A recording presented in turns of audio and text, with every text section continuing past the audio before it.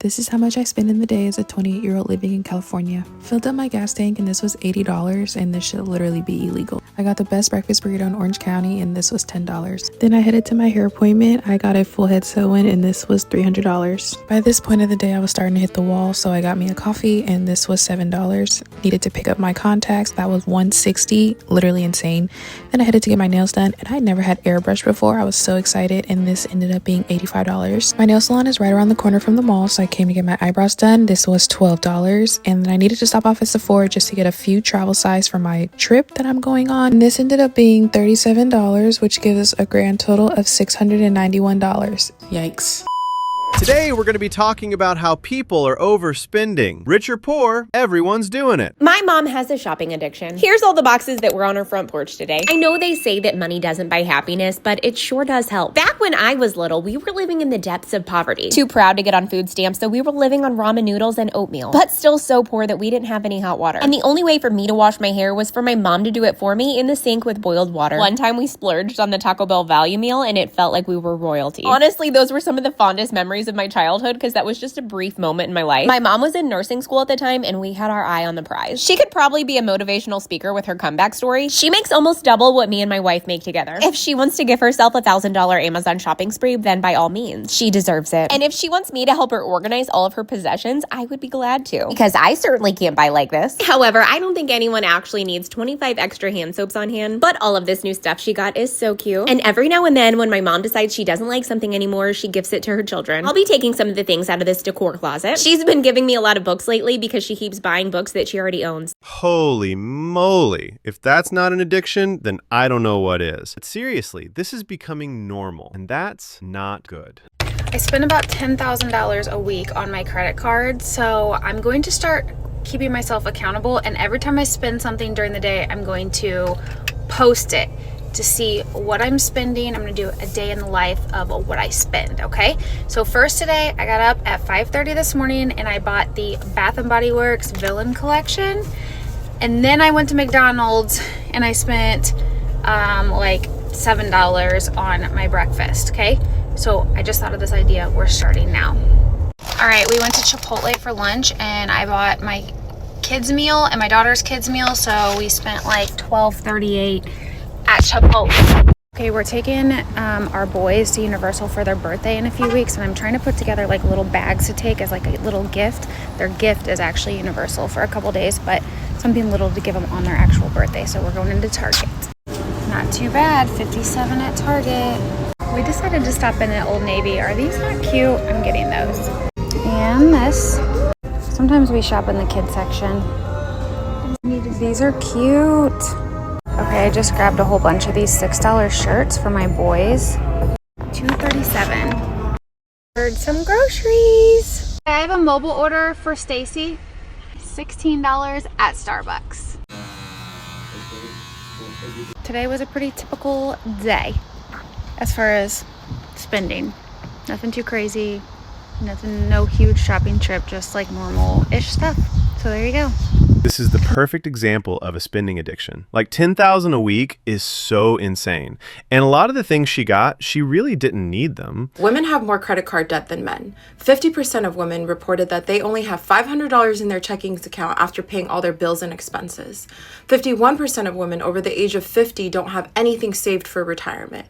Yet when we gather, all our conversations seem to be about men and dating, when in reality, we have bigger fish to fry. I think these conversations we're having are a coping mechanism and avoiding what the real issues in our lives are.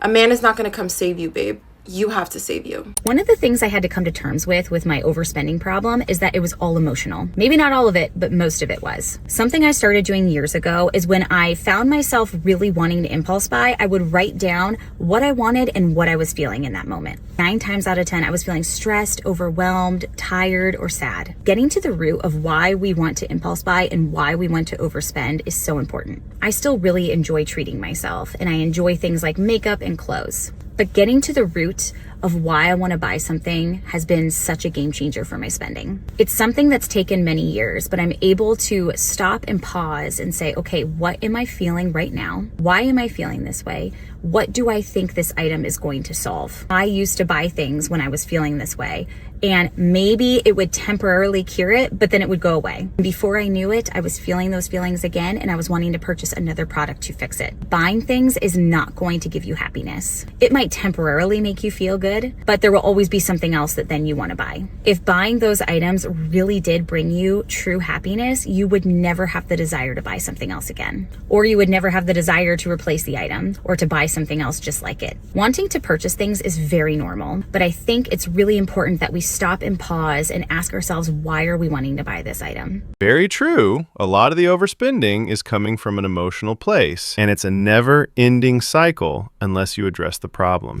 Last year in 2025, I decided I was going to stop over-consuming. I was so overwhelmed with everything in my house. There was just stuff all over.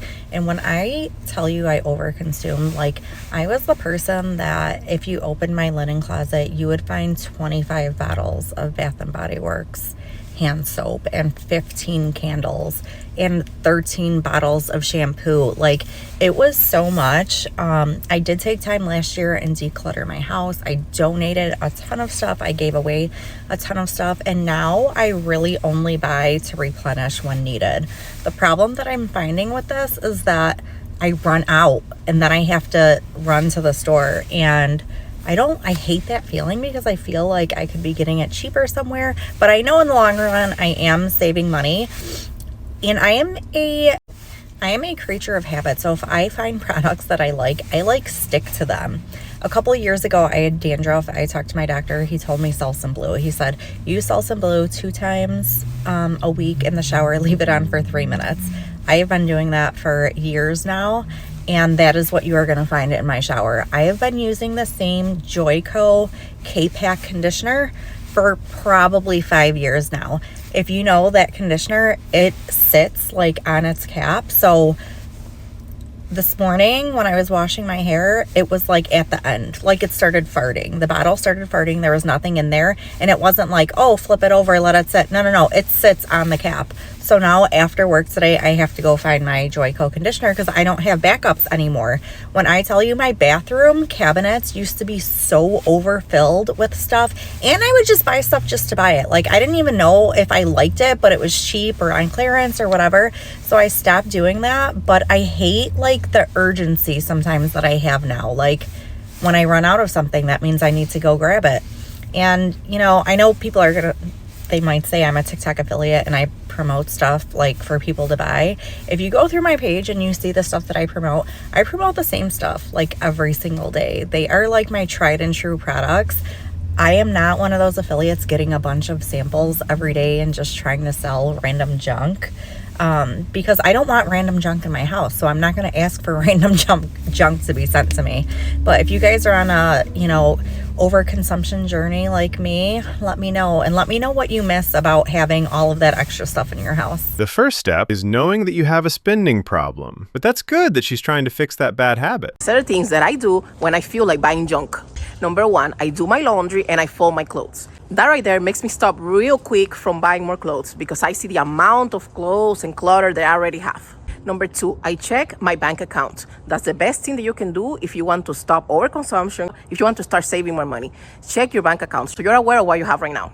3, when I feel like impulse spending or when I feel like buying more junk, I go out for a dopamine walk. Walking actually makes you happy, and it's a free way of doing so. So it's a free way of getting that dopamine feeling instead of buying more stuff. Great advice, but when it comes down to it, it's about managing your emotions so that you don't go into debt and don't just waste your money. But anyways, guys, like and subscribe.